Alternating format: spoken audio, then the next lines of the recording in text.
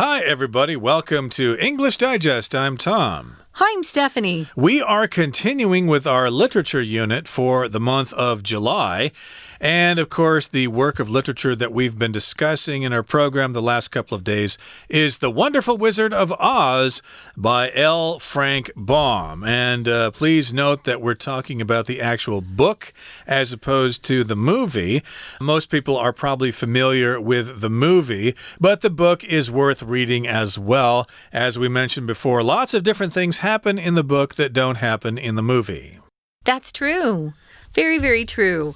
This is going to be the day that we actually get to focus on the author. If you hear his name and you think, wow, I don't think I've ever heard of him before. Yeah, a lot of people haven't heard of him before. They know The Wizard of Oz or The Wonderful Wizard of Oz, the book. But most people don't recognize his name as being the author. He did go ahead and write more books that were based on this world of, the Wizard of Oz. But this was his big masterpiece. And it's a pretty big masterpiece, I must say, to leave behind. So his legacy is pretty amazing, at least in the States or, Western world that have grown up loving this movie and the book, too. But I was surprised to see what his name was. I'd forgotten who wrote it.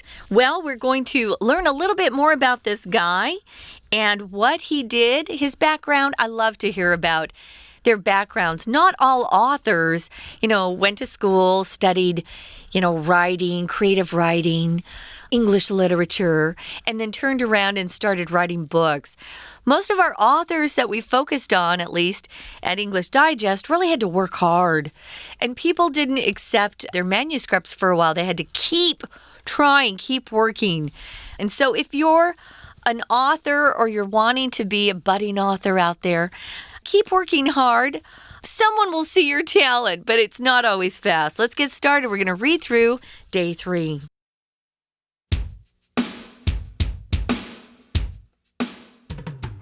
L. Frank Baum was born in New York, U.S. in 1856.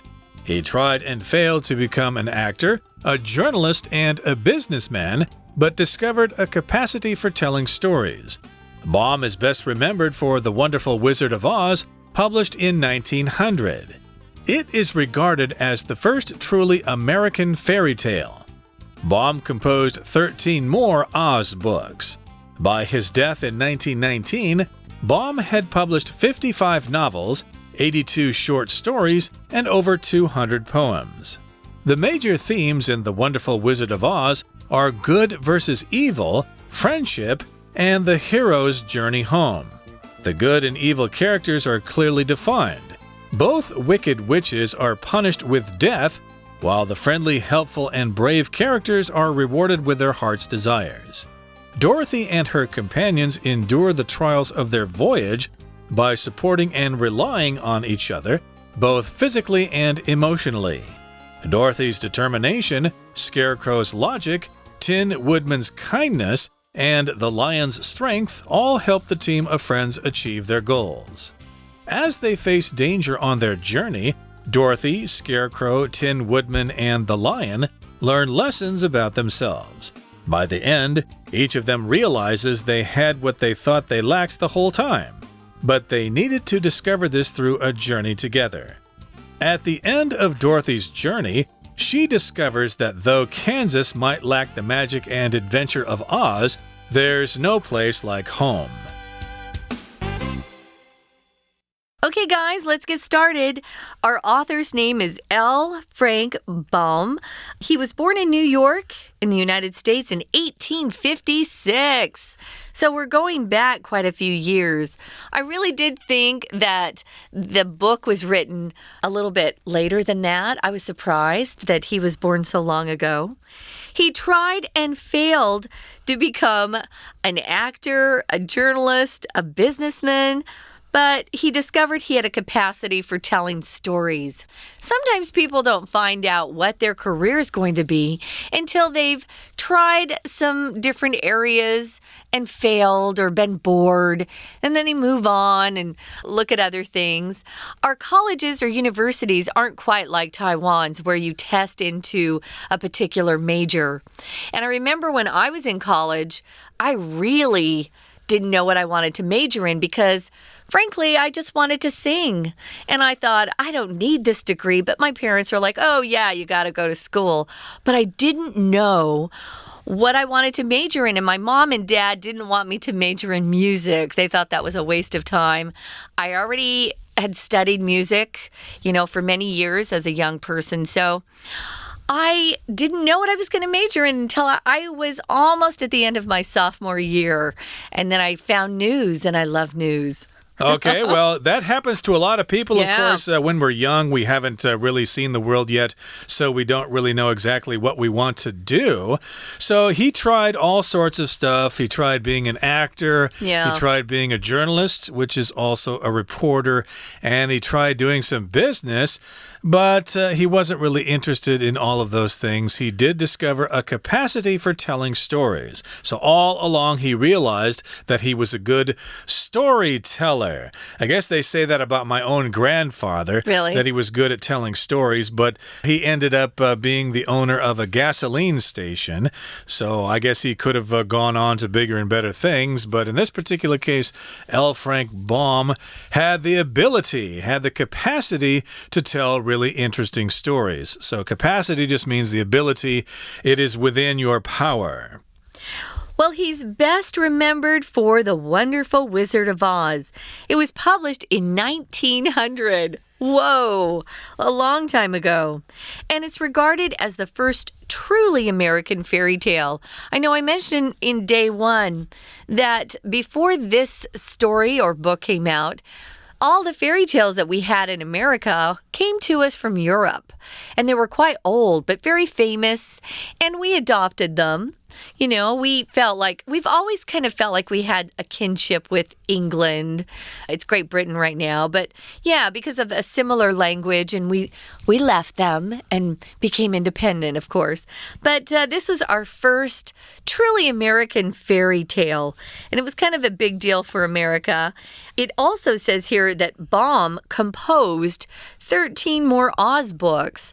So he would take the same sort of world and characters, just like the Harry Potter series. You're still in the Harry Potter world, but they're different books. And that's what he did. He actually penned or composed 13 more. We use compose mainly to talk about writing, poetry, or here we're talking about books, music primarily, compose. But yeah, if you really want to write a very fabulous letter to a friend or maybe someone you really like, you might spend some time composing that letter so it sounds just perfect. Nowadays, we tend to just text, and we don't think about these things. We don't compose things anymore. Compose really gives you the feeling that you spent some time coming up with it, developing it. It means something to you. Right, and I think if you get hooked on the first book here, there are 13 more Oz books waiting for you to download from the internet, and they're probably in the public domain. They're probably free. And by his death in 1919 at the age of 62, Baum had published 55 novels, 82 short stories, and over 200 poems. So yeah, if you get hooked on his writing, there is a lot more that you can check out. Lots of novels, lots of short stories, and lots of poems. That's a lot of books, really. 55 novels. Yeah. He was also into poems. Not everybody who writes novels can write poetry. So you might want to check that out, see if he has a style that you like. Moving on to paragraph 2, it says the major themes in The Wonderful Wizard of Oz are good versus evil. It's still a very popular theme in movies and television and books. Friendship is a really good theme. And also the hero's journey home. Who do you think they're talking about here with this word hero? The hero, well, I guess that'd have to be Dorothy, but I guess in another sense we could consider all of the friends heroes. Yeah. They're getting what they want. They found out that they have this power within them, so they're going to now grow and go back home, we assume here. But again, these are some of the themes in the book: good versus evil, friendship, and the hero's journey home. I guess just like Odysseus in the Odyssey, he was trying to get back home to his fiancée. And the good and evil characters are clearly defined. Okay, in this book, we know who's good and who's bad. Sometimes, if you see movies nowadays, sometimes we can't really tell who's good and who's bad, or sometimes good people have bad things about them and vice versa. But in this book, it's pretty clear here. You can tell who's good and who is evil. They're clearly defined. Both wicked witches are punished with death, while the friendly, helpful, and brave characters are rewarded with their heart's desires. So yeah, the wicked witches stay wicked, and they are punished for being wicked. I guess they're not allowed a chance to redeem themselves and maybe, find the Lord or something like that. No, they're evil, and they get punished with death. And then, of course, we've got the other brave characters, Dorothy, the Tin Woodman, the Scarecrow, and the Lion. They're all rewarded with what they want, their heart's desires, what they yearn for, what they long for. Remember, they longed for various things. Yeah. I wanted to mention here, you see that word versus between good and evil? It just means you're kind of going against each other. If you follow sports, like I do, and you like baseball, for example, the Yankees will often be playing another team, right? So it's Yankees versus Red Sox. And sometimes on your TV screen, it'll just either say V period or VS period versus. We'll often use it to contrast two different things, like something that's really popular today is organic vegetables, right? So organic versus inorganic. So you're kind of comparing them. That's what that versus there is. We're going to get back to the story, but we're going to take a few minutes to listen to our Chinese teacher, and then we'll be back to talk more about these themes. 大家好，欢迎收听 English Digest， 我是哈利。今天我们要阅读的文章是 Unit4 文学单元的第3天课程。文章的一开始提到，《绿野仙踪》的作者是里曼·法兰克·鲍姆。我们看到第一段的第2句，他尝试过成为演员、新闻记者和商人，却都失败，但他发现了说故事的能力。Journalist 是新闻工作者的意思，那和 reporter 有什么不同呢？我们从英文解释来看， Journalist 是指 someone who writes news reports for newspapers, magazines, television or radio， 也就是为新闻业写新闻的人都可以称为新闻工作者。而 reporter 是指someone whose job is to find out about news stories and ask questions for a newspaper, television or radio company, etc. 通常是指去现场采访然后写稿的记者。我们接着看到第一段的最后一句，直到他于西元1919年去世时，鲍姆出版了55部长篇小说、82篇短篇小说和200多首诗。本句的介系词 by 用来表示到了什么的时候，或是在什么之前的意思，后面接一个过去时间，逗号，然后再接一个完整句子。这个句子通常用过去完成式，表示比 by 所接的过去时间更早发生。By 4 p.m. yesterday, Susan had finished all her work. 在昨天下午4点时，苏珊就已经完成所有工作。也可以用 by the time 加一个过去式的完整句子，逗号，再接一个过去完成式的完整句子。By the time I realized I didn't have my key, the door had locked behind me.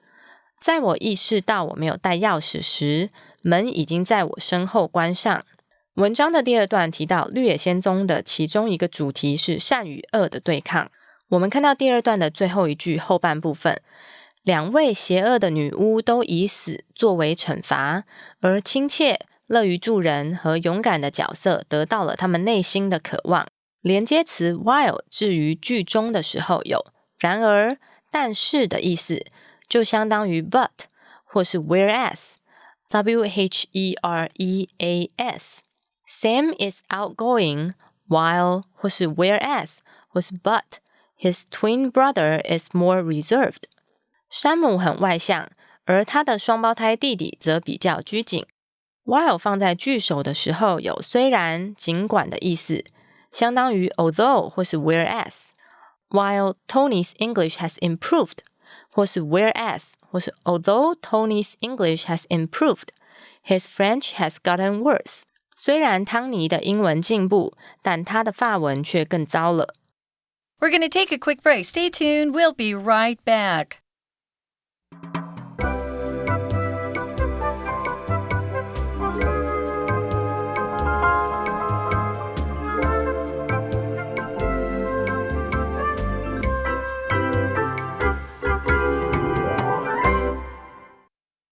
Okay, let's continue with our lesson for today. Today we're talking about the author L. Frank Baum, but we're also talking about some of the major themes in The Wonderful Wizard of Oz. And some of those themes are good versus evil, friendship, and the hero's journey home, among other themes. Now, remember, we also mentioned that the good characters and the evil characters are clearly defined. We know who is good and who is bad. The bad ones are punished, and the good ones are rewarded with their heart's desires. Hopefully, the world can be like that, but sometimes we see that the evil go unpunished and the good have to suffer. That does happen sometimes. But, you know, if you read this book, maybe it will restore your faith in humanity. Yeah, that would be a wonderful thing. So Dorothy and her companions, her friends, they endure the trials of their voyage by supporting and relying on each other, both physically and emotionally. And that's what your best friends are for, right? It's interesting because they weren't her best friends to begin with, but as they went through these trials together and they sacrificed for each other and supported each other, defended each other, they grew closer to each other.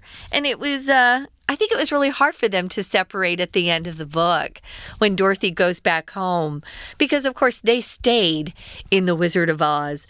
So if you're talking about your companions, those are people that keep you company. A lot of people here, the elderly will often have a companion that takes care of them during the day and makes sure they're okay, that nothing harms them. You might have a companion that's a pet. A lot of these pets, especially the ones that are raised to work with the disabled, they're really great companions. And maybe, people have different types of companions. It might be actually a spouse. So my mom and dad loved to hang out together. So they were really good together. They felt like they were great companions to each other. Now, Tom, what does endure? What does that word mean, endure? Basically, to be able to take something, to be able to suffer something, especially when you're having some trouble, but you can keep on going forward without failing, without admitting defeat, without giving up. So yes, indeed, you can endure. You can continue despite the hardship. So yes, indeed, Dorothy and her companions endure the trials of their voyage. They take those difficulties, but they still survive and live to fight another day. We've also got the word trial here, which could occur in a courtroom. Trial, for example, if you're trying to send a criminal to prison, they'll have to have a trial first. Don't confuse that with the word trail. That's something you hike on in the mountains. The spelling is quite different, but here, the trials of their voyage, which means basically the difficulties. Remember, the Wicked Witch of the West sends all sorts of nasty things after them, wolves and bees and crows and stuff like that, and they have to cross ditches, and they have to deal with all sorts of crazy things out there. So those are the trials of their voyage, and they endure those trials by supporting and relying on each other. We do have the word voyage here, which is like an adventure, a long journey that involves all sorts of things. If you're traveling around the world and you have some kind of goal, some kind kind of a thing that you need to accomplish that's going to change the world, yeah, then that would be a voyage. Now, if you are with people that you can rely on and you support each other, to rely on means you really depend on somebody. There's someone that you can trust, that you have confidence in them, that they will be there for you when you're going through difficult times. I wanted to mention when we use that word trials, you'll often hear foreigners use a phrase trials and tribulations. Those three words are always put together for some reason, and it just means the difficult things we go through in life that we just have to hang on and get through. Sometimes we don't have a choice. Maybe you suddenly are diagnosed with cancer. That's a tough one, guys. Or maybe a good friend or a family member passes away. Those are hard times. You didn't ask for them, but you just have to hang on and endure. And having good friends around, like these three were to Dorothy, can help in these long journeys and these trials that you have to go through. So they relied on each other, they supported each other, and it said they supported each other both physically and emotionally. So physically, they actually had to save each other's lives a couple times. And emotionally, they kind of cheered each other up, gave each other some confidence, and said, we're not going to quit, keep going. So all of those things are really important when you are going through life and you need some support, from your good friends at least. Yeah, and also we're talking about the value of teamwork here because everybody has their own roles to play if you're working in a group together. So here it says Dorothy's determination, Scarecrow's logic, Tin Woodman's kindness, and Lion's strength all help the team of friends achieve their goals. So they all have their unique traits here, their strong points here. So Dorothy's got that determination. Determination means you want to get something and you're not going to give up until you get that thing. And Dorothy is determined to get back to Kansas. No, she's not going to move to the land of Oz and find a job and look for a house or something like that. No. She's too young. That's unacceptable. She knows that her Aunt Em and Uncle Henry are really worried about her. And she knows she has to get home and she's not going to give up until she gets there. So that's her determination. The Scarecrow has some logic, okay? If you have logic, you can reason things out. You know how to seek solutions to problems. And we do see some examples of Scarecrow figuring things out, using the brain that he supposedly does not have. We've also got the kindness of the Tin Woodman. He's a really nice guy. He won't hurt anybody. And then the Lion does have courage, and he's also very strong. For example, he helped them get over those ditches. That's right. It's interesting because, the Tin Woodman, he really wanted to have a heart. He felt like he didn't have any feelings, and yet he was so kind. He was a cutie pie. So here's one of our vocab words, achieve. If you achieve something, it means you've worked hard and been successful in achieving or getting your goal, attaining your goal. So you've worked hard. It doesn't mean it just was handed to you or it was luck. If you achieve something, it means you worked for it. So you want to reach a goal through your effort, lots of hard work, practice, skill, all of those things you'll need to achieve success in life.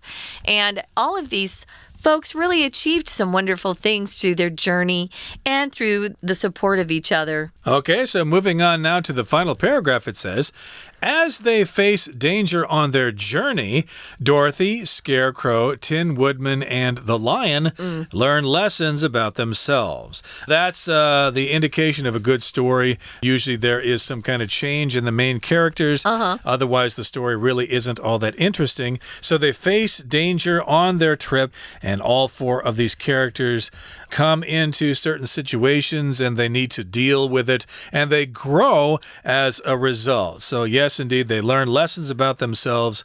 They didn't know these things about themselves before. They've discovered these things. They're happy about those sorts of things, and they're ready to move on to the next challenge. Yeah, that's a wonderful time in a person's life. All of us have to go through difficult times, but it's kind of exciting to get to the other end and go, wow, I did it. Or I learned something. This is great. You feel stronger as a person, and that's what happened to them. So at the end of Dorothy's journey, she discovers that though Kansas might lack the magic and adventure of Oz, and it does, there's no place like home. It's now a very, very famous phrase all over the world. There's no place like home. It's actually a song, although I don't think they sang this song in the movie, but they did sing other songs in the movie. It's kind of a musical movie. Yeah. So, yeah, if you don't have the time or the determination or the desire to read the book, hey, you might be able to, download this movie from the internet somewhere. One of those streaming services is bound to have it for a cheap price. So you could watch the movie, and maybe if you watch the movie, you'll be inspired to read the book as well. Cool. Well, we hope you enjoyed our wonderful novel, The Wonderful Wizard of Oz. It really is a classic, and if you're not familiar with it, it's something that we both really highly recommend. It won't be a waste of your time. You'll be glad you took some time to either read through the book, which is really great, guys, or see the movie. Right now, we're going to listen one more time to our Chinese teacher. 我们接着看到第3段的第一句有一个动词 endure。endure 有忍受、持续的意思。During the war, people in this country endured hunger, cold, and a lack of medicine. 战争期间，这个国家的人民忍受饥饿、寒冷和缺乏药物。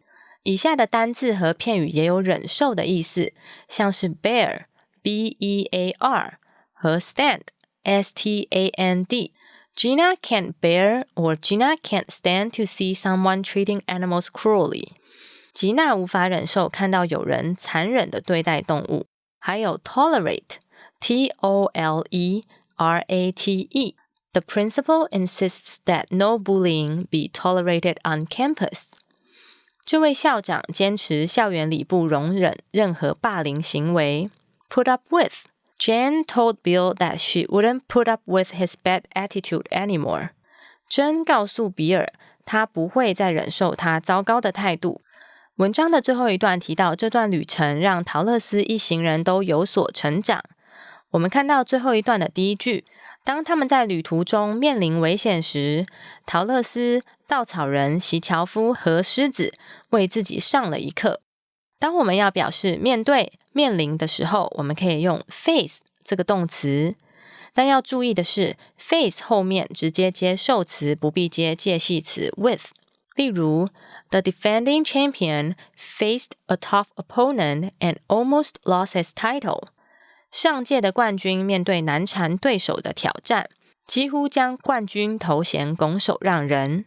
如果用被动的话，才会搭配介系词 with， 也就是 be faced with。例如 I was faced with an overwhelming workload and totally stressed out. 我面对极大的工作量，倍感压力。以上就是今天的课程，谢谢收听。That's all the time we have. Thanks again for joining us. We hope you enjoyed a brief look at this wonderful novel. For English Digest, I'm Stephanie. And I'm Tom. Goodbye. See ya.